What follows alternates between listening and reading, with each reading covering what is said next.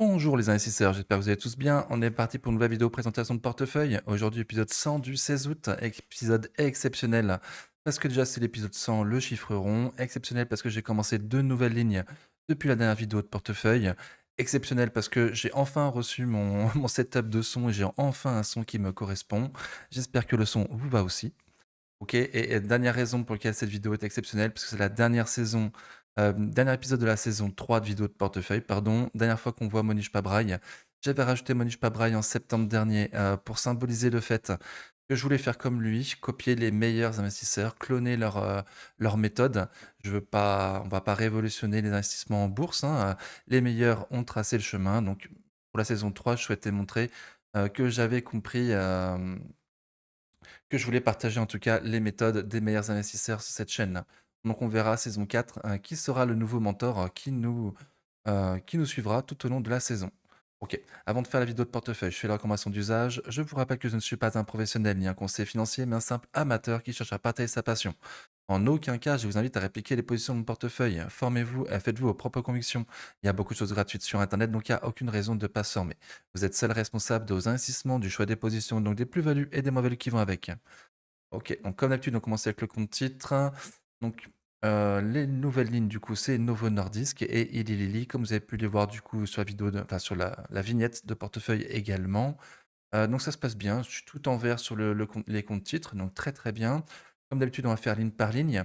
Total Energy, plus 4,7 depuis le début de l'année, très bien, mais fait moins bien que le CAC GR depuis le début de l'année. J'en suis à plus 67 sur ma ligne. Donc très bien, très content. Je sais que je paie des impôts sur ce dividende, mais je garde long terme dividende. J'ai un super PRU et je compte en profiter jusqu'à la fin de mes jours. Nvidia plus 34,39 depuis le début de l'année, donc très très bien, fait bien mieux que le CAC GR. En plus, enfin, moi j'ai plus 30,9 depuis le début de l'année, ce qui prend en compte également le taux de change qui était très négatif pour moi depuis le début de l'année. Nvidia, donc c'était mon cadeau de Noël en décembre, 2024, j'ai commencé ma ligne sur Nvidia sur le compte titre Boursorama. 7 euros pour acheter 500 euros d'Nvidia, ça m'a fait mal. Plus jamais. Alors, je me suis renforcé entre-temps, mais voilà. Mais depuis, j'ai ouvert mon compte sur IBKR et Boursorama pour les lignes en dehors de la zone euro, c'est fini. Un jour, je la vendrai, cette ligne. Je vous avais dit 200 euros à la dernière vidéo. Bon, on verra. Euh, les GAFAM ont renouvelé leur investissement pour l'année prochaine dans l'IA. Il y a la publication d'NVIDIA fin août. On verra ce qui s'y dit. Peut-être que je vais la garder plus longtemps que prévu, NVIDIA. Tant que les investissements sont toujours aussi colossaux et que la tendance est toujours aussi belle, que je vois pas de changement, je vais essayer de la tenir le plus longtemps possible. Un jour, cette ligne sur Boursorama et d'NVIDIA disparaîtra pour garder uniquement la ligne sur IBKR, sur Interactive Broker. Mais je vais essayer d'attendre le plus longtemps possible, quoi. De vendre le plus haut possible. Ok. D'ailleurs, en parlant d'IBKR, on va commencer la ligne par ligne sur le portefeuille IBKR. Je vous ai mis en lien de la description de la vidéo un lien pour vous inscrire sur IBKR. N'hésitez pas, vous allez avoir des frais d'ordre offerts jusqu'à 1000 euros. Moi aussi, je gagne un petit peu, bien évidemment. Voilà. En tout cas, IBKR, moi, je suis très content de mon investissement sur IBKR. Mes nouveaux achats là, et Lily, notamment dernièrement, m'a coûté 32 32 centimes de dollars en achat. Voilà, donc c'est beaucoup moins que les 7 euros que m'avait coûté Nvidia sur Boursorama. À ce niveau-là, moi je suis très content de l'application également, du site. Voilà, c'est pas pour les nouveaux. Les nouveaux, je te conseille plutôt Saxo. Et pour ceux qui sont un peu plus expérimentés, il y a le PEA et le compte titre sur IBKR. N'hésite pas à aller voir le lien en description de la vidéo. Ok, épisode exceptionnel parce que maintenant je fais de la pub également. Ok, donc on va commencer IBKR, du coup Nvidia, donc c'est la même ligne que sur le compte Boursorama, hein. J'en ai 5 comme sur Boursorama, mais mon PRU est moins élevé sur IBKR que sur Boursorama. Donc j'ai plus 70% de perf sur ma ligne Nvidia. Très très bien, donc je le garde long terme, tant que les fondamentaux ne se retournent pas, tant que la demande ne se retourne pas sur Nvidia, je garde tout long terme, certainement plusieurs années, je l'espère. Novo Nordisk, donc j'ai commencé ma ligne sur Novo Nordisk. Je suis désolé, j'ai pas pu trouver les ordres sur IBKR. Enfin, il faudrait prendre en screen, en copie, directement quand je fais l'ordre pour pouvoir vous le présenter en vidéo de portefeuille. Donc, j'y ai pas pensé, donc j'ai pas les ordres à vous proposer. J'ai tout acheté en une fois. Novo Nordisk, j'en ai acheté 10 à 32,69. Non, 31, pardon, 31,38. Donc mon PRU est à 300 à 31-38 de PRU, j'en suis à plus 3,7% sur ma ligne. Depuis que j'ai commencé ma ligne, Novo Nordisk fait moins 47% depuis le début de l'année. Donc ça s'est écroulé. Je trouve qu'on est arrivé à une valorisation vraiment extrêmement faible. J'espère pouvoir en reprendre 10 de plus de Novo Nordisk, peut-être plus bas, hein, sous les 300, peut-être 250, ou j'espère plutôt plus haut, hein, si ça se reprend, si je vois qu'il y a un signal ou quelque chose, je compléterai ma ligne pour en prendre 10 de plus sur Novo Nordisk. Google, plus 8% pratiquement depuis le début de l'année, donc fait moins bien que le CAC GR. J'en suis à plus 24,4% depuis que j'ai commencé ma ligne, donc très très bien, hein. J'ai commencé toutes mes lignes cette année sur le compte IBKR. Donc très, très bien, ça se passe bien. Je n'ai pas beaucoup, mais j'ai un PRU qui me convient très, très bien. Si on y retourne vers ces niveaux-là, plutôt en dessous, j'aimerais me renforcer. Microsoft, plus 23,8% depuis le début de l'année, donc très, très bien, fait bien mieux que le CAC GR. J'en suis à plus 29,8% sur ma ligne, très bien. J'en ai qu'une. J'espère passer sous mon PRU, sous les 400 $ pour pouvoir me renforcer. Amazon, plus 5,3% depuis le début de l'année uniquement, donc fait moins bien que le CAC GR. J'en suis à plus 15% sur ma ligne, donc très très bien. Hem, Cher Amazon, hein, cher, hein, donc j'en ai pas beaucoup. J'ai fait un début de ligne.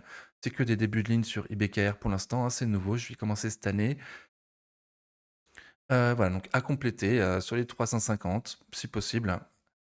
Amazon, non, non, pardon, ça c'était Microsoft à compléter sur les 350. Amazon, on verra. Il y a une belle croissance quand même attendue, mais vu que la publication n'était pas terrible, j'espère que ça pourra redescendre.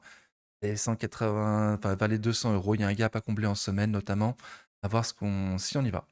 Et Eli Lilly, donc une nouveauté de cette semaine, j'ai commencé ma ligne lundi, elle fait moins 8,6% depuis le début de l'année, donc beaucoup moins bien que le CAC GR. J'en suis à plus 8% pratiquement depuis que j'ai commencé ma ligne. Donc il y a eu un effet, une publication annuelle, enfin une publication pardon, trimestrielle je crois, et en même temps une publication pharmaceutique qui n'a pas plu au marché pour les pilules. Donc moi sur les entreprises de coupe-faim, Eli Lilly et Novo Nordisk, je vise notamment les pilules coupe-faim. Et les Lilly, en plus, je vise que c'est une entreprise beaucoup plus diversifiée, hein. Moi, je l'ai toujours dit que je voulais augmenter ma participation dans les entreprises de santé parce que j'estime qu'avec l'IA, d'ailleurs, ils nous l'ont tous dit, mais je pense qu'ils ont raison, qu'avec l'IA, ça va augmenter la rentabilité des entreprises pharmaceutiques à l'avenir et pouvoir créer de nouvelles molécules dans les prochaines années grâce à l'IA en dépensant beaucoup moins de coûts en recherche et développement. Voilà, donc je voulais fortement augmenter ma ligne du secteur santé. Ce que j'ai fait cette semaine, de nouveau, ce sont que des débuts de ligne. J'espère pouvoir me renforcer un peu plus tard, hein, si j'en ai l'occasion. Et notamment pour les coupes fins, en plus du secteur santé classique, je vise les pilules. Donc, pour l'instant, Novo Nordisk a les meilleures pilules amaigrissantes et Eli Lilly a les meilleurs produits en injection pour la perte de poids. Ok. Donc très bien, très content. On va passer au PEA du coup. Donc vous voyez les chiffres en haut sont les mêmes que ceux de compte titre, donc je fais pas la distinction entre le PEA et les différents comptes titres. L'ensemble des trois comptes font mon compte bourse. Donc le CAC GR fait plus 10,05% depuis le début de l'année et moi je suis à plus 14,32%, donc très très bien, je surperforme le CAC GR. Ouf, ça fait plaisir. Comme d'habitude, on va faire ligne par ligne et je vous ai mis sur la gauche du coup la société que j'avais le plus confiance d'ici à la fin de l'année, c'est GTT. J'aurais pu en mettre d'autres sur la droite sur lesquelles j'avais moins de confiance, notamment LVMH, FDJ United, ST Microelectronics, Stellantis également, donc des sociétés qui sont déjà en perte chez moi, pour lesquelles pour l'instant il n'y a pas de rebond fondamental à prévoir. ST Micro un petit peu, mais je la trouve trop chère. Euh, et FDJ, donc c'est le problème réglementaire qui pèse, hein. Mais bon, j'ai pas non plus de conviction comme quoi ça va baisser. GTT, j'ai une conviction comme quoi ça va monter, oui. Même si là, graphiquement, à court terme, c'est pas terrible. Qu'on verra d'ici la fin de l'année. Ok, donc on va faire ligne par ligne. LVMH, moins 23,9% depuis le début de l'année, donc fait beaucoup, beaucoup moins bien que le CAC GR. J'en suis à moins 21% depuis que j'ai commencé ma ligne. Je me suis fortement renforcé cette année, du coup. J'ai commencé l'année avec 2 LVMH, maintenant j'en ai 5. Prochain renfort pour moi sur les 400-420 euros si on y va sur LVMH. Euronext plus 33,7% depuis le début de l'année, donc très très bien, fait bien mieux que le CAC GR. J'en suis à plus 121% sur ma ligne, j'en ai pas énorme, j'ai investi que 1000 euros sur Euronext, alors que j'avais vraiment une très très très grosse conviction l'année dernière dessus. Bon, Bah, du coup, j'ai pas assez pour m'alléger. Je m'allège pas, je garde tout long terme, dividende croissant, société avec un énorme moat, bien géré. Voilà, très grosse confiance et si on retourne sous les 70 €, j'espère pouvoir me renforcer. Equasens plus 15,2% depuis le début de l'année, donc très bien, fait bien mieux que le CAC GR. J'en suis à plus 5,9% depuis que j'ai commencé ma ligne. Donc, Equasens était beaucoup moins bien orienté en début d'année, hein. Là, ça se reprend, donc c'est bien. Mais en début d'année, c'était beaucoup moins bien. Je me suis fortement renforcé. J'ai eu raison, j'ai fait baisser mon PRU. Aujourd'hui, on est au-dessus de mon PRU. Voilà, j'en ai 2 000 €. J'ai fortement hésité cette semaine à encore m'alléger un petit peu. Hem, Parce que j'en ai quand même pour 2 000 €. C'est compliqué de faire baisser mon PRU maintenant si je me renforce. Et j'ai quand même il y a une énorme enfin une très, très belle zone là sur les 43 € sous mon PRU, en cas de consolidation. En plus, je pense qu'en septembre avec les gilets jaunes, ça risque de il y a un risque spécifique sur la France. Donc pour tout ça, j'ai hésité à m'alléger, mais comme vous voyez, je ne l'ai pas fait. Je l'ai pas fait parce que j'estime aussi que j'ai un PRU qui est pas trop mal pour l'année prochaine, hem et qui a potentiellement l'objectif pour aller sur les 60 € l'année prochaine sur Equasens.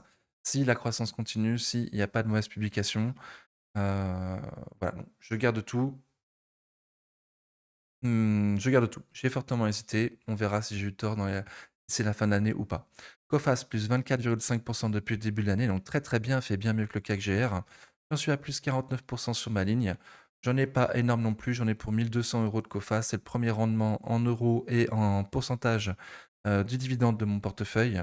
Donc je suis très content d'avoir un très gros dividende safe de la part de Coface. J'espère me renforcer sous mon PRU le jour où il y a une récession. Voilà, c'est très cyclique Coface.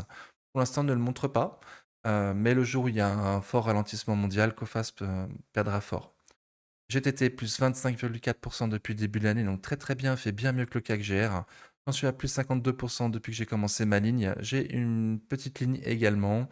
J'ai un objectif plutôt pour les 200-220 € pour l'année prochaine, donc pour moi il y a encore du potentiel. Je m'allège pas à ces prix-là, je m'allégerai sûrement sur les 220 €. Normalement, on a toute l'année prochaine pour y aller et l'année suivante également. Donc, avant les 220 €, a priori, je bouge pas sur GTT. Très grosse confiance pour les prochaines années. Mais je surveille bien sûr le carnet de commandes, hein. Tant qu'il est plein, ça me va. Le jour où je vois que ça ralentit un petit peu, je prendrai des bénéfices. Voilà, c'est tellement avec une plus grosse plus-value à ce moment-là que ce l'est maintenant. FDJ, moins 20% depuis le début de l'année. Aïe, aïe, aïe, donc fait beaucoup moins bien que le CAC GR. Je suis à moins 14% sur ma ligne. C'était une grosse conviction de début d'année. FDJ, j'avais une grosse ligne. J'étais prêt à pouvoir m'alléger sur les plus hauts historiques si on y allait. Malheureusement, on prend la direction inverse et je m'apprête potentiellement à me renforcer plus bas. Donc j'ai les 27, 24, 22 en cible plus bas. Les 27, c'est trop proche de mon PRU, on y est proche là. Je pense pas utiliser ce niveau-là pour me renforcer. Par contre, les 24, les 22, oui. J'espère qu'on ira. Pour aller faire monter cette ligne sur les 2 000 € sur FDJ, faire baisser mon PRU, augmenter mon rendement et pour pouvoir m'alléger le jour où ça remontera. Grosse confiance pour le moyen long terme, mais gros doute pour le court terme. RBC Arbitrage, plus 29,7% depuis le début de l'année, donc très très bien, fait bien mieux que le CAC GR. Belle remontée d'ABC Arbitrage, plus 14,36% depuis que j'ai commencé ma ligne.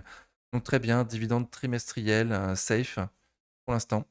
Donc j'étais un peu surpris de ce rebond, j'y croyais pas trop, mais du coup très, très, très content. Je pense qu'ils vont faire une bonne année de nouveau, qu'ils vont peut-être pouvoir augmenter le dividende l'année prochaine, passer de 30 centimes à 34 centimes peut-être par exemple. Ce serait très très bien. Voire même les 40, mais les 40 j'y crois pas trop. OK, donc 10 centimes de dividendes plus ou moins tous les trimestres. Sur ABC Arbitrage, je garde long terme, j'ai 1 000 € investis dessus. Je pense pas m'alléger, même sur les plus hauts historiques, si on y retourne, je pense pas m'alléger sur ABC Arbitrage. Par contre, renfort sur les 4,30 € si on y va, ça oui. Sanofi, moins 5,30% depuis le début de l'année. Aïe aïe, donc fait beaucoup moins bien que le CAC GR. Je suis à moins 3% sur ma ligne. Mon PRU a baissé parce que je me suis renforcé récemment sur Sanofi, donc je me suis renforcé le 1er août à 77-72. Aujourd'hui, on est très, très bien remonté, donc c'était un très bel achat. Très content. J'ai fait baisser mon PRU, j'ai eu pratiquement le point bas. Hop. Voilà, donc c'était de la chance, bien évidemment, hein. Mais content. Voilà, j'ai une ligne assez sympathique, 1 200 € investis dessus sur Sanofi. On est aujourd'hui sur une zone de support et j'espère m'alléger sur la zone de résistance sur les 105 €, hem, l'année prochaine ou si c'est pas l'année prochaine, bah, écoutez, je profiterai du dividende intéressant sur Sanofi et peut-être que je m'allégerai, ben, encore l'année suivante. En tout cas, on est dans la zone d'achat, j'ai fait plusieurs achats sur cette zone-là. La dernière, on vient de la voir, c'était il y a peu de temps. Technip Energies plus 62,3 depuis le début de l'année, donc très, très bien, fait bien mieux que le CAC GR, fait 6 fois mieux que le CAC GR, très, très bien. J'en suis à plus 88 depuis que j'ai commencé ma ligne, très, très bien. Je me suis allégé sur Eurofins. On est bien non, pardon, on est sur Technip Energies. Oups, j'ai spoilé du coup. Technip Energies, je m'étais allégé il y a quelques temps déjà. Bon, je le regrette, hein, parce que depuis, c'est toujours en magnifique tendance haussière.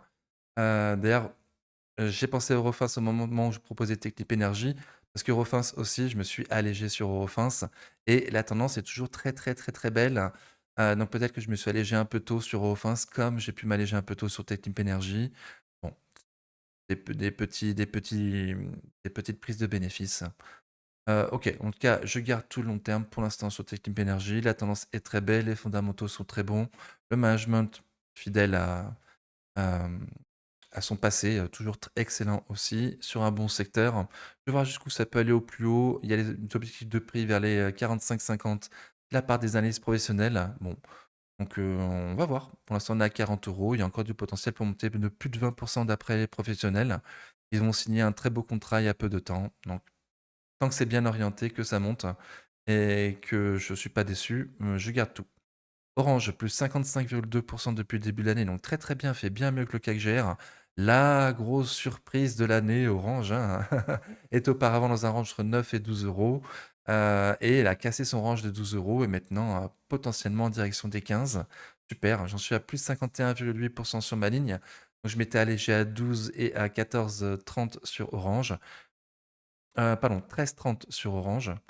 Je vous avais dit que je m'allégerais seulement sur les 14 et ensuite les 15. Bon, bah, je me suis pas allégé sur les 14, du coup, ma ligne orange est déjà bien descendue.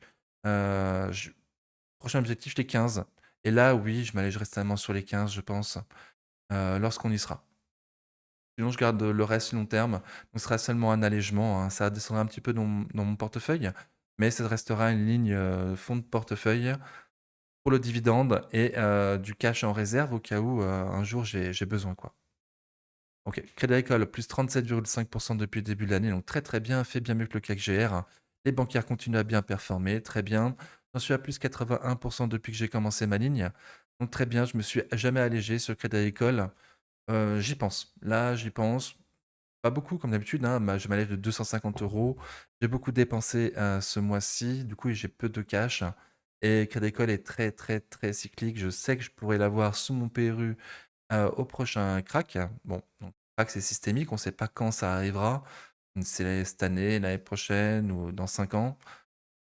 Donc on voilà, il y a de fortes chances quand même que je m'allège, ne serait-ce que de 250 € sur le Crédit Agricole. Ce sera plutôt du coup en 2026, hein, un petit peu avant le détachement de dividendes pour essayer de le vendre le plus haut possible, quelque chose comme ça. En tout cas, jusqu'à présent, je voulais pas m'alléger sur le Crédit Agricole et là, voilà, après 5 ans de bons et loyaux services, je vais me séparer certainement d'une petite partie Crédit Agricole en prenant ma plus-value, je le peux. Une grosse plus-value si je le peux. OK. Total Energy plus 4,7 depuis le début de l'année, donc fait beaucoup moins bien que le CAC GR. J'en suis à plus 4 sur ma ligne uniquement. Je m'étais renforcé sur les 51 € récemment et aussi sur les 50 d'ailleurs. Et j'attends maintenant, alors soit les plus bas d'avril vers les 47, soit le support des 45-46 pour me renforcer sur Total Energy. J'ai quand même une conviction avec le pétrole, avec l'OPEP et ralentissement mondial, que le prix du pétrole puisse continuer à baisser et que Total Energy, on puisse l'avoir sur ces supports, hein. Après, il y a aussi la question de la, cotation de Total Energy aux États-Unis, hein. Ils en ont de nouveau parlé lors de la dernière publication, trimestrielle où, c'est toujours dans les tiroirs, hein. Donc c'est pas une cotation aux États-Unis exactement, mais transformer en tout cas les ADR en vraies actions Total Energy. Donc si jamais ça arrive, le cours de l'action pourrait s'envoler avant d'aller voir les 45-46. Bon, on verra. Je prends le risque. C'est l'une de mes plus grosses lignes maintenant, Total Energy, donc je ne vais pas non plus, me forcer à trop faire grossir ma ligne dans cette crainte. vais attendre les 45-46 comme c'est mon plan. Eurofins Scientifique, plus 38% depuis le début de l'année, donc très très bien, fait bien mieux que le CAC GR. J'en suis à plus 27% pratiquement depuis que j'ai commencé ma ligne. Il nous a fait un petit signal cette année sur Eurofins avec le passage de la résistance solide baissière de moyen terme. On a longtemps parlé avant sur la chaîne en disant que c'était vraiment symboliquement, en tout cas, ou graphiquement, un niveau très important à passer. Quand ça l'a passé, on l'a également dit sur la chaîne. C'était un super signal. Depuis, ça explose Eurofins, donc je me suis allégé sur les 69 euros. 69 euros, c'était l'objectif de Laurent Albi, l'exceptionnel Laurent Albi de la chaîne BNP Paribas Produits de Bourse sur YouTube. Il avait raison, ça y a été, il y a eu une prise de bénéfice à ce niveau-là. Et depuis, il y a une consolidation et la consolidation se passe bien. On repart en direction des 69 euros. Donc, j'en ai déjà un petit peu parlé tout à l'heure en me disant peut-être que je me suis allégé un peu trop vite, hein. Peut-être qu'on va faire à 75, 80, qui sait sur Eurofins. Je pense que le marché va vouloir aller à 25 fois les bénéfices sur Eurofins. À suivre. En tout cas, je me suis allégé, 250 euros, pas grand-chose, histoire de dire que je prends un petit bénéf. Parce que là, mon PRU, il est moyen. Mes 20% de marge de sécurité pour l'année prochaine sont sous mon PRU. Donc, j'espère me renforcer vers les 50 euros sur Eurofins pour reprendre les actions que j'ai vendues là à 69. Stellantis, moi, 27,5% depuis le début de l'année. Donc, aïe, aïe, aïe, elle fait beaucoup moins bien que le CAC GR. J'en suis pratiquement à moins 30% sur cette ligne. Je me suis renforcé sur les 8,30 il y a peu. Donc, on a passé légèrement en dessous, hein. Bon, prochain renfort sur les 6 euros, 6,30 € pour moi sur Stellantis. Toujours pas bien orienté. Il y a un nouveau management qui arrive. Donc, comme pour Kering d'ailleurs, c'est toujours pareil. Quand il y a un nouveau management qui arrive, généralement, la publication qui arrive après son arrivée à lui, elle est nulle. Le management fait en sorte de sortir tous les cadavres des placards, faire la publication la plus pourrie possible en disant voilà, ça c'est le bilan de celui que je remplace, c'est nul, vous verrez l'année prochaine, on va faire une super publication. Donc, donc attention à la prochaine publication de Stellantis qui reste d'être pas terrible avec ce nouveau management qui arrive. Et du coup, ça m'a fait penser à Kering parce que pareil, il y a un nouveau management qui arrive sur Kering. Il risque de se passer plus ou moins la même chose avant l'année prochaine que le management montre que lui, il fait des super boulots et que lui, il a fait une super publication. Donc on verra pour ça. Ruby, plus 31,4% depuis le début de l'année, donc très très bien, fait bien mieux que le CAC GR. J'en suis à plus 23% sur ma ligne. Je me renforce sur les 20, sur Ruby uniquement. Pour l'instant, on est 50% au-dessus, hein, donc on verra. Tant que les milliardaires sont dessus, je reste dessus. Objectif plutôt vers les 40. C'est un peu cher, mais avec les milliardaires qui sont rentrés dessus, il peut y avoir de la spéculation, il peut y avoir des remontées encore au capital des milliardaires comme il y a eu de nouveau cette année. Voilà, tant qu'ils sont dessus, les milliardaires, moi aussi, et c'est plus ou moins tout. Sinon, je garde pour le dividende. Amundi, plus 7,8% depuis le début de l'année, donc fait moins bien que le CAC GR. J'en suis à plus 14% sur ma ligne. Amundi, toute petite ligne de mon portefeuille. J'espère qu'on va passer sous mon PRU pour pouvoir me renforcer, et même à 58, sincèrement, même sur le support des 58,60, j'hésite à doubler ma ligne. Parce que là, bon, elle est vraiment petite. Amundi, c'est pas cher, hein, c'est vraiment pas cher, hein. Donc oui, graphiquement, les zones d'achat sont beaucoup plus basses, mais on est vraiment pas cher, hein. C'est quand même une belle société qui fait de la croissance. Donc est-ce qu'on va retourner à ces prix très bas? Parce que le graphique, c'est vrai, il nous incite à acheter bas, hein, ça latéralise, il n'y a pas de hausse, donc on a les prix. C'est une grosse latéralisation de long terme. Donc on est tenté d'acheter dans le bas des prix de long terme. Est-ce qu'on va y aller? Bon, en dehors d'un crack, je veux dire. Est-ce qu'on va y aller en dehors d'un crack? Je sais pas. Donc 58,60 déjà, voir ce qu'on y fait. Ce serait quand même compliqué de passer en dessous. Mais s'il y a une mauvaise news, on peut. Ok, ST Micro, moins 8,5% depuis le début de l'année. Donc aïe aïe aïe, fait moins bien que le CAC GR. J'en suis à moins 25% depuis que j'ai commencé ma ligne. Mon dernier renfort, c'était vers les 23 euros, je crois. Donc on est passé en dessous. Je n'ai pas voulu me renforcer sur ST Micro. Je trouve que c'est cher. Je trouve que le marché anticipe pas mal une reprise du secteur automobile. Donc déjà, il y a moins de stock chez les clients, ça c'est cool et ça peut un peu repartir. C'est pas non plus l'euphorie. Donc je trouve ça toujours un peu cher, même maintenant, hein, même maintenant. Donc je sais que je vise très bas sur ST Micro. Il y a eu un énorme rebond, beaucoup d'attentes par rapport à ST Micro. Et là, bah, c'est pratiquement tout retombé, quoi. Donc, je trouve ça toujours trop cher. Même à ce prix-là, sous les 20, j'y réfléchirai peut-être. Air Liquide, plus 17% depuis le début de l'année, donc très très bien, fait mieux que le CAC GR. J'en suis à plus 7,6% sur ce début de ligne sur Air Liquide. J'espère un retour sous les 150, 155. J'en achète 7 de plus et j'arrête d'y penser. J'en aurai 10 et les 10 prochaines, ce sera lors d'un crack.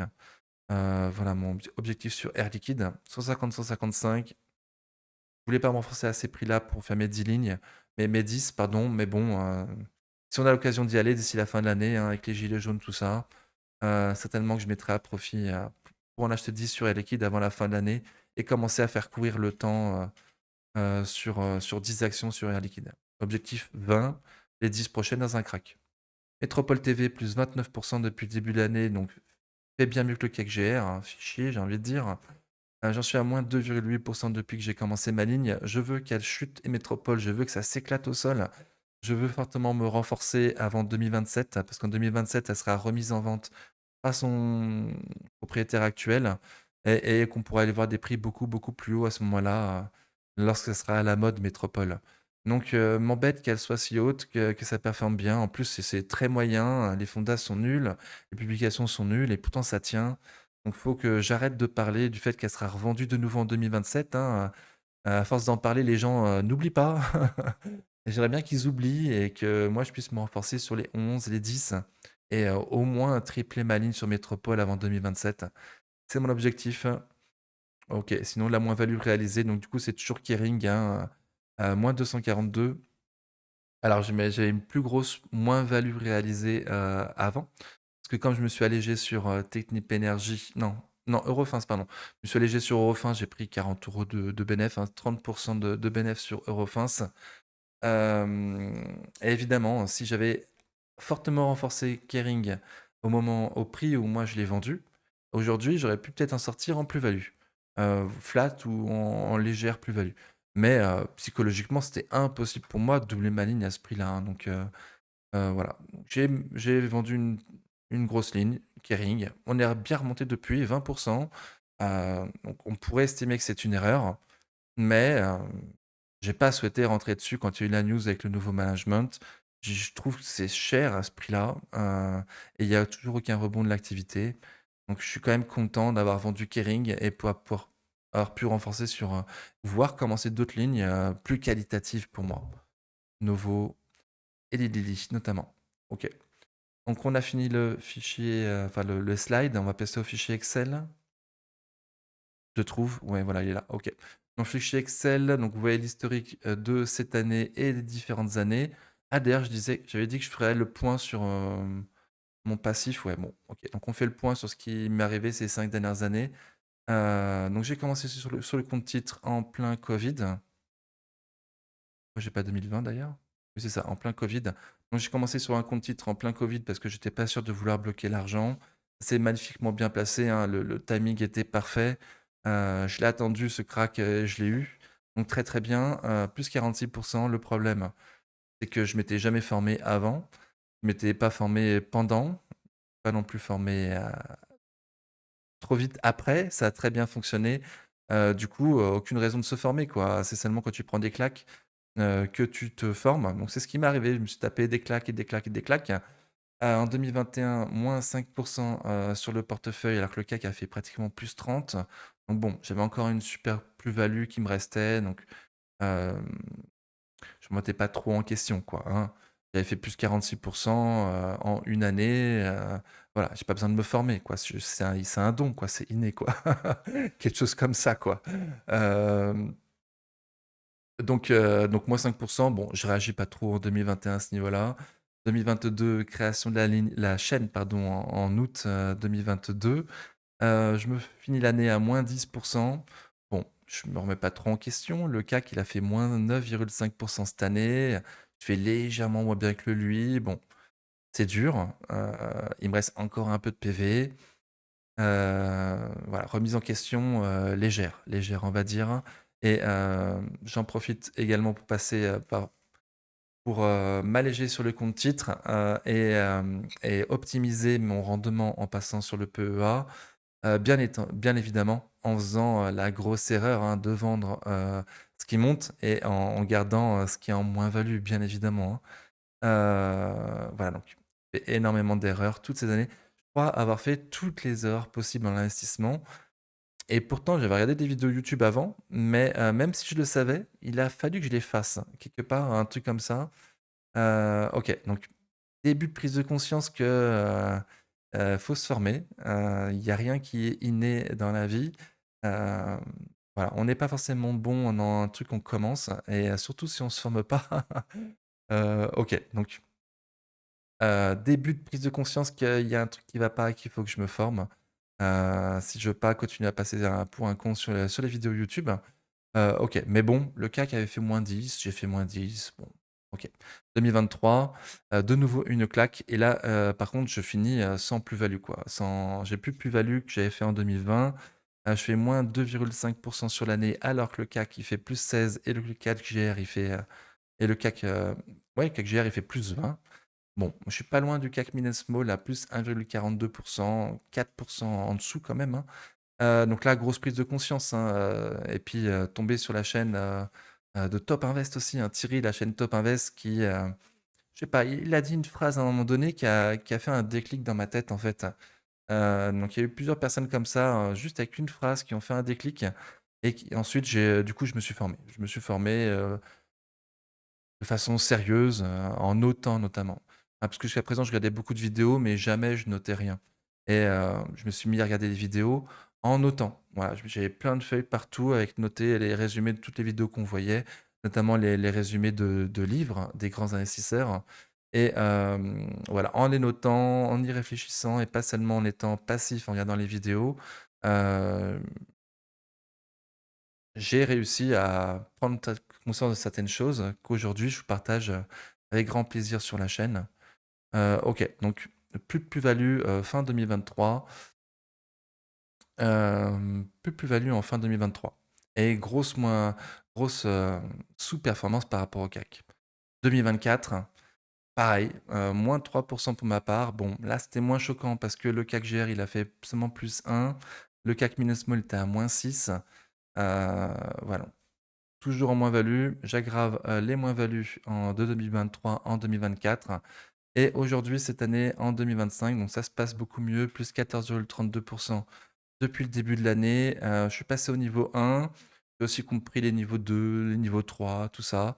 Bon, je reste au niveau 1, notamment parce que j'ai vu une interview de William Higgins dans lequel il disait qu'eux, bah, ils faisaient, regardait surtout le niveau 2 en fait avec les flux de trésorerie, mais qui s'était rendu compte qu'avec le temps, l'écart de performance entre, le niveau 1, niveau enfin entre en regardant le PER ou, les flux de trésorerie, l'écart n'était pas si important que ça, voilà. Donc je vais rester au niveau 1 pour l'instant, ça me convient, mmh, ça me convient. OK et je suis passé plutôt à des sociétés à un style plutôt qualitatif du coup. Avant j'avais aucun style, hein, c'était, suivant les vidéos que je trouvais ou les, sentiments que j'avais par rapport aux différentes sociétés. Maintenant c'est beaucoup plus structuré. Je regarde surtout des entreprises qualitatives, beaucoup plus qualitatives. J'ai toujours un problème de timing par contre, hein, de momentum. Ça, j'aimerais bien ne plus acheter les énormes tendances baissières. J'aimerais bien plutôt, attendre un rebond et acheter avec un stop court, sous les plus bas, sous les plus bas récents. Ça, j'ai encore un peu de mal. J'adore acheter les grosses tendances baissières. Voilà, manque de patience un petit peu, donc il y a beaucoup, beaucoup de travail à faire encore, surtout psychologique. Toujours accumuler des connaissances bien évidemment, hein, techniques, mais surtout la psychologie, quoi. C'est vraiment le plus dur, c'est mon gros point noir, je trouve la psychologie. OK. C'est pour ça que j'ai besoin d'avoir un certain nombre de cash, de côté, au cas où il y a un problème. Si j'avais pas 20 de liquidité, si j'avais pas une certaine somme, en tout cas de liquidité de côté au cas où, jamais je pourrais investir, ça c'est sûr. Ce serait trop dangereux, quoi. Les risques, de crack, il est systémique. On est sûr que ça viendra. On est sûr qu'il y aura de nouveau des cracks. Donc pourquoi investir en dehors d'un crack? Hem, bon, statistiquement, il se trouve que vaut mieux acheter tout le temps plutôt que seulement attendre les cracks. Donc je le sais, c'est pour ça que j'investis tout le temps. Mais n'empêche que psychologiquement, c'est très, très dur d'investir un certain prix en disant que potentiellement, demain, s'il y a un avion qui s'écroule au mauvais endroit, enfin, qui tombe au mauvais endroit, on pourra peut-être l'avoir 50 moins cher. Voilà, bref. Donc plus 14,32 depuis le début de l'année. Vous avez l'historique des 5 ans sur le fichier Excel que je partage en lien de la description de la vidéo, bien évidemment. Dernier temps, je sous-performe le CAC GR, il monte un peu plus. Ah bon, j'ai de l'avance, certes, mais il fonctionne. Enfin, il y a une petite rotation sectorielle en cours. Et c'est pas mes sociétés qui en profitent. Ok. Donc, je fais mieux que le CAC GR cette année. Je fais moins bien que le CAC Mid Small GR, légèrement moins bien. Et par contre, je fais mieux que le TF World, le WPEA, donc très très bien. Voilà, en espérant que les prochaines années, ça sera comme ça. Pour cette centième vidéo de portefeuille, j'espérais vous montrer un nouvel ATH. Bon, bah, malheureusement, non. Il me manque 9 euros pour aller à mon ancien ATH, de la dernière vidéo d'ailleurs. C'est lors de la dernière vidéo qu'on a vu que j'étais à ce prix-là. J'étais à 14,36%. Voilà, le 19 juillet, à la dernière vidéo. Là, je suis à 14,32%. Donc, liquidité a fortement fondu. Début de ligne sur Eli Lilly, début de ligne sur Novo Nordisk, renfort sur Sanofi et tout petit allègement sur Eurofins Scientifique. Donc mon cash a chuté, je voudrais plutôt avoir 20% de liquidité. Là, je suis à 13,5%. De nouveau, la psychologie, c'est pas mon fort. Qu'est-ce qui se passe quand j'ai pas assez de liquidité? J'ai tendance à vendre les sociétés qui montent pour renforcer les sociétés qui sont en moins-value, quoi. Donc je le sais, je vais essayer de pas faire ça, mais je vous ai quand même dit que j'allais m'alléger sur Crédit Agricole, qui a une très belle plus-value, alors qu'avant, j'y pensais pas, quoi. Donc justement, j'y pense parce que, j'ai plus de liquidité, quoi.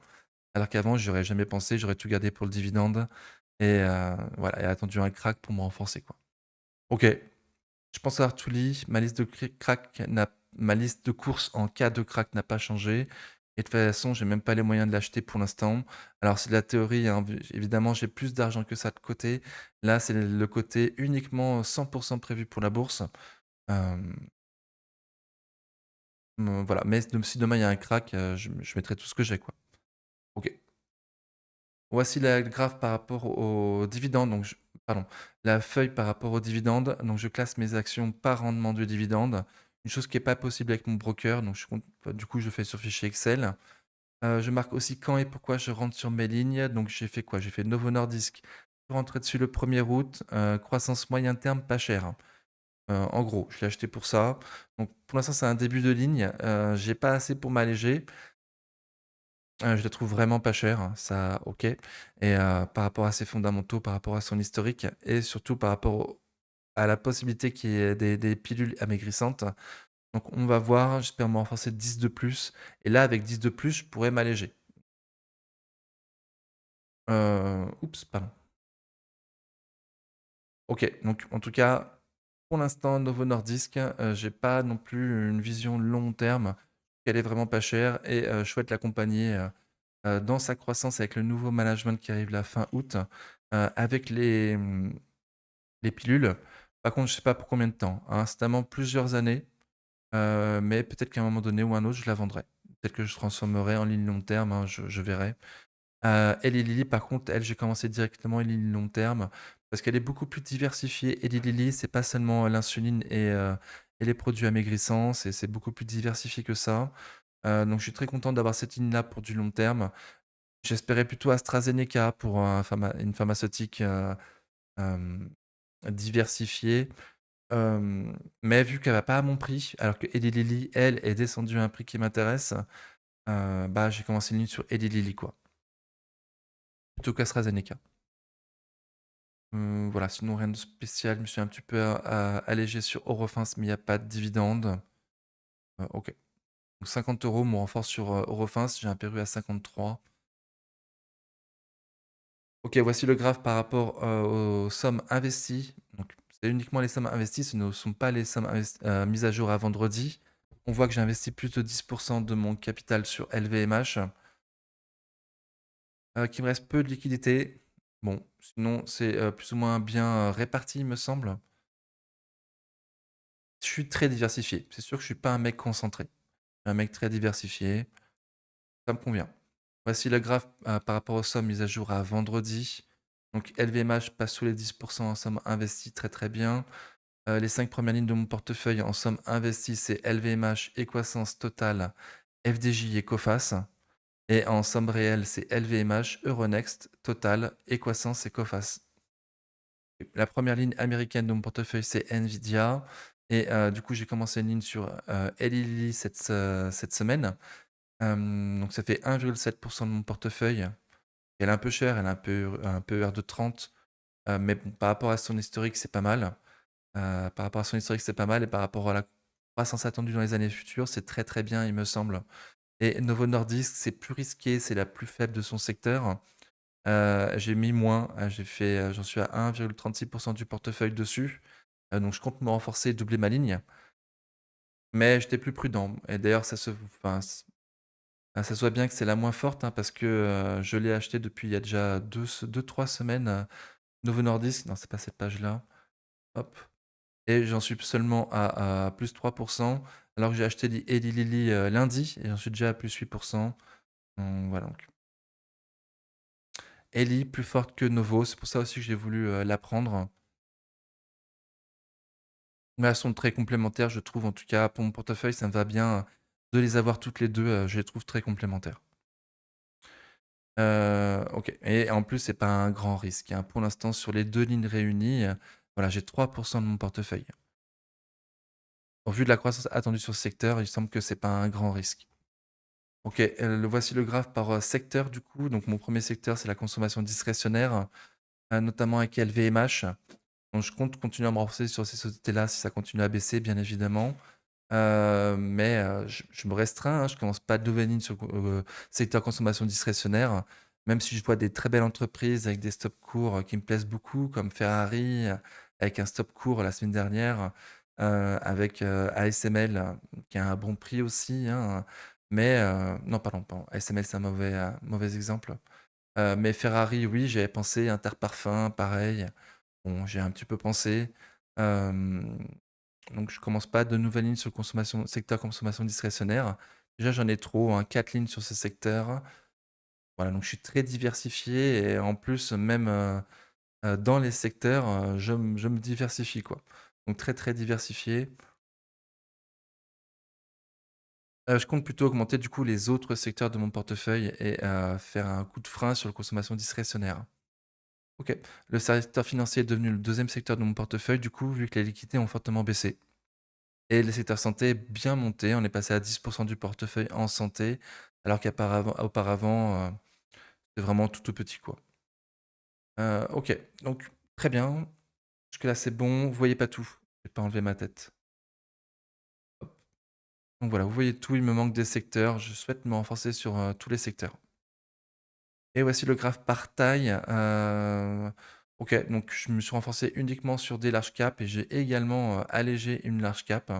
Donc j'en suis à plus 48 de large cap aujourd'hui, 36 de small et mid cap. C'est très, très bien retourné. Je voulais plus de large cap, dans mon portefeuille pour avoir un fonds de portefeuille beaucoup plus résilient, croissance long terme, et pas trop de travail à faire dessus aussi. OK, donc on a fait le tour de mon portefeuille. J'espère que cette vidéo vous a convenu. J'espère que le nouveau son vous a convenu également.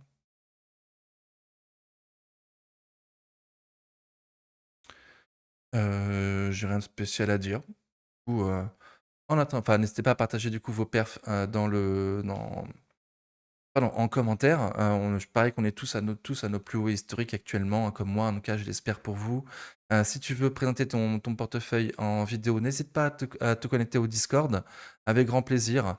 Je vous relance jamais, donc vous êtes plusieurs à être venus me voir en me disant que vous souhaitez bien le faire. Je vous ai dit quelle était la procédure à suivre, hein. Vous m'envoyez votre portefeuille, sur le Discord, tu me donnes tes disponibilités et puis on se voit vite fait, quoi.